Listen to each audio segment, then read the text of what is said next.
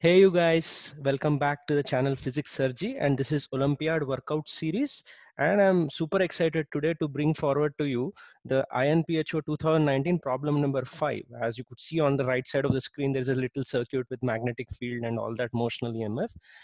It's not about the problem that I'm actually excited about. It's the physical significance of the problem that makes me excited to share something about this problem. That INPHO did not ask, they just asked us to solve the problems, which we'll deal with in a formal manner. But I would request you to stay till the end of the video. At the end, I would like you to understand how INPHO actually frames the problems, right? So why they give problems of some physical significance and how you can actually crack this code of ensuring that you study more about these kind of situations. Okay, so please do stay till the end and then enjoy what I actually am going to tell you. Okay, so let's go for the formal wording. In case you are new to this channel and you have not watched this particular problem before, in the previous video I have presented this particular problem.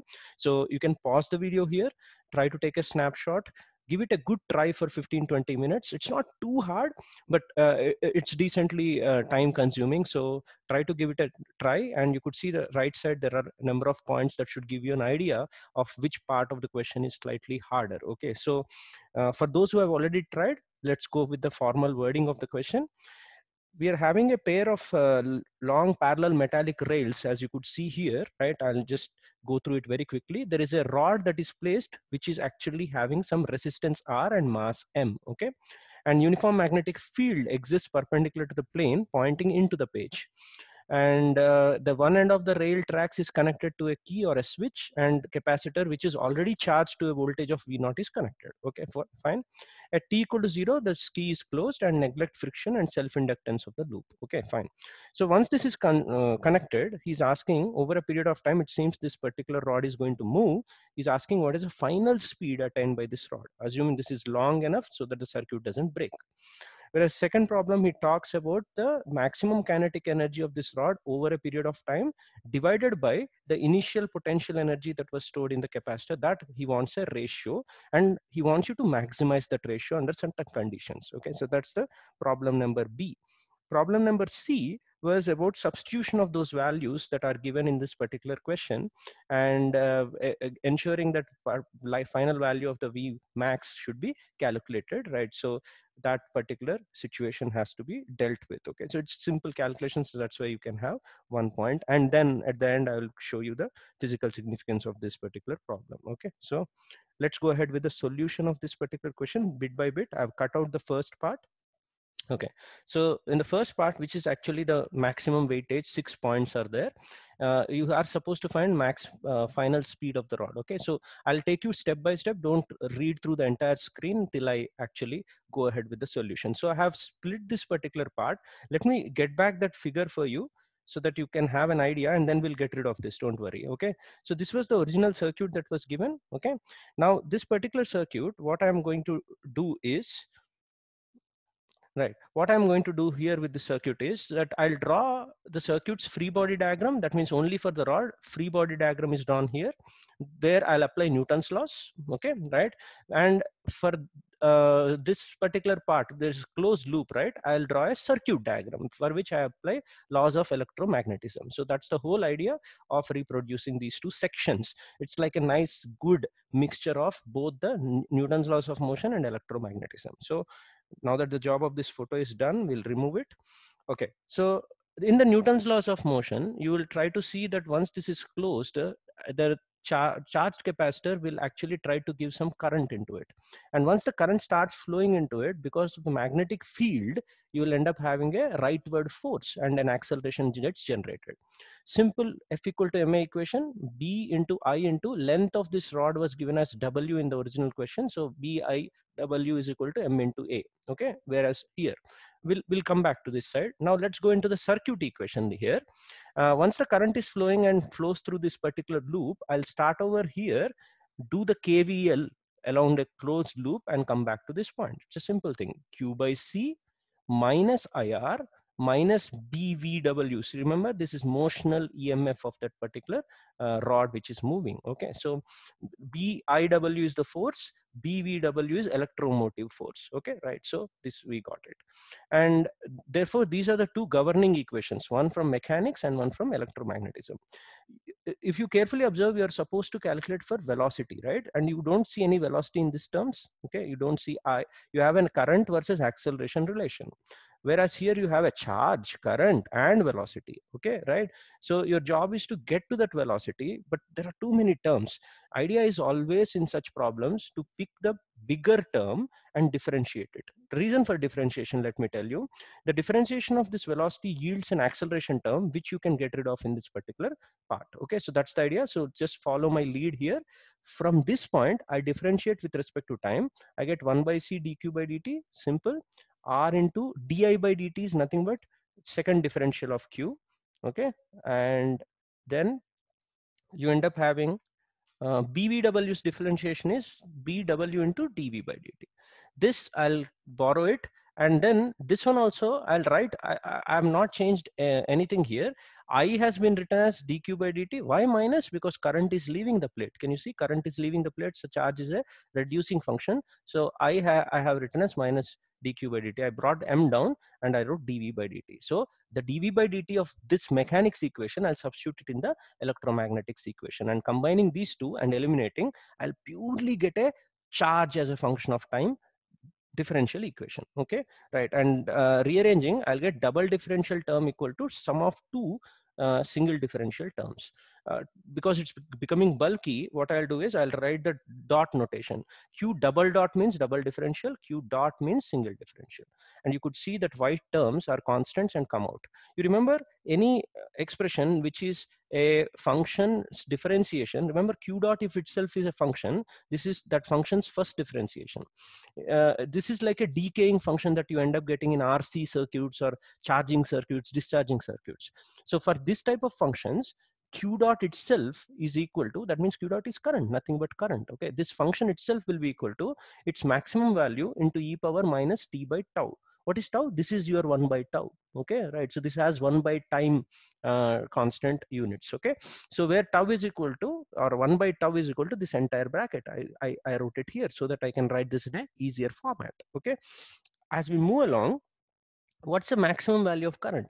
Maximum value of current is the initial value of current. Just follow the circuit diagram. Initially, when you close the switch, the current is going to be maximum. As the equation suggests, it's an exponentially high value. And at that instant, the velocity has not yet started, right? So V will be zero. You cannot get a sudden value of V there. Okay, so V is zero, which means this battery value is not there. Only resistance will be there, which immediately tells you that whatever is the potential difference across the cell is directly across this resistance. Okay, right? So what's the value of current? Therefore, potential difference across capacitor was in the problem given as V naught. Therefore, current initially is V naught by R. So that's how I got the value of initial value of current V naught by R. Okay, so I got tau as this number and V naught by R as this thing. Okay, so current I have got as a function of this. What was the question? What was the question? Question was about final velocity. Okay, so the final velocity, again, I go back to this, carefully observe this. You have dv by dt, this itself is current, right? And I have got a current as a function of time. Just take it back into this and again integrate. Okay, so this, you take it here and again integrate on both sides, you'll get v as a function of time now. Okay, so that's what I did. Okay, I'm integrating it again with some constants outside. And when you integrate, at zero, velocity is anyway zero, and at infinity you require, because this function is a monotonically increasing function with a minus sign outside, therefore at infinity we believe that the final velocity itself will be maximum velocity. Okay, so this, when you integrate, you get this, and substitute this I naughts and taus, you end up getting this number. Okay, so after this much effort and pinpointed confidence in being able to manipulate your mathematical equations, you arrive at your 6 points that are awarded for this question. Okay, right? So just calm down, and we'll take this particular question or solution into the next problem. That's how INPHO problems work. You get the first one, they'll try to make you use it in the second one. So this was the answer for the first one, which we found final itself is the maximum velocity because it was an increasing function. Now in this question, he's requested you to calculate a ratio of maximum kinetic energy attained by the rod to the energy stored in the capacitor initially. Initial energy is half CV naught square because it was charged, and half M Vmax itself is V final. So this square, I nicely substitute, cancel out that CV naught and all that stuff. I end up getting this term. Okay, but he doesn't want just the value of R, he wants maximum value by appropriately choosing B. That means what is this? This is a function of B. Okay, if you carefully observe, I can remove this M into this format, divide both numerator and denominator by M square, M goes in and you get this. So can you see this is a term and this is the same term there? So maybe I can replace this function of capital B as a small b, and this itself is a b. So R is like a small b divided by 1 plus b whole square. If you're good with math, you can directly see that this will maximize at 1, or if you are not, just check in the exam, dr by db equal to 0 and d square r by db square is less than 0. Your maxima occurs at b equal to 1, which means R max value should be 1 by 4. That is the required answer for the second question. Okay, so let's move forward to the third one, which is the most interesting one. Not in the value, but we're going to look at the physical significance. Okay, so when he's asking R value is R max, that means we've already found B value should be 1 for R max, right?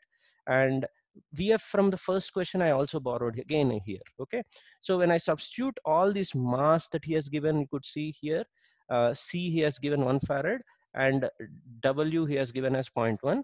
You'll get the required value of B as a very huge value. 31.6 Tesla is very huge. Even 1 farad capacitor is very huge. That's why he said bank of capacitors. There is some significance to this language. Okay, right, we'll reveal that. So and you substitute this capital B into this with rest of these numbers, you nicely get the value of B max is equal to some calculations afterwards, 1580 meter per second. So it's telling you that once you close this switch after using this much resources, the rod will attain a highest velocity of 1580 meter per second. So what's the fuss about this? What is the use of all this? How much time does it take? Equation is telling you that it will take infinite time because e power minus t by tau type of equations, highest values occur at infinity, but there is a practicality to this. We know that any such equations we have seen even in RC circuits and all that, you realize that the charging is assumed to be completed practically within 5 to 6 time constants. Whatever time constant of that circuit is, practically it will get completed in 5 to 6 time constants. Okay, so what was the 1 by tau that I wrote there, if you remember this one, right? So let me check what's the value of 1 by tau in the context of this equation. Okay, can you see bw square c divided by m equal to 1?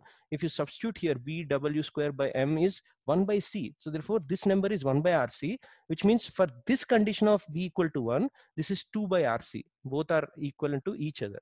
So 1 by tau comes out to be 2 by rc, which means in order to Vmax, you want to achieve Vmax quickly. If tau is small, then Vmax will be achieved very quickly. Okay, so by choosing very small capital R, because C is fixed, remember C is 1 microfarad, and why can you vary R and not affect any of these calculations? Can you see in the answer nowhere capital R appears? So capital R is in your hands to be chosen, right? So by choosing appropriate value of small value of capital R, and tau can be reduced, and therefore within no time you can make that rod achieve a very high speeds upon closing the capacitor blank.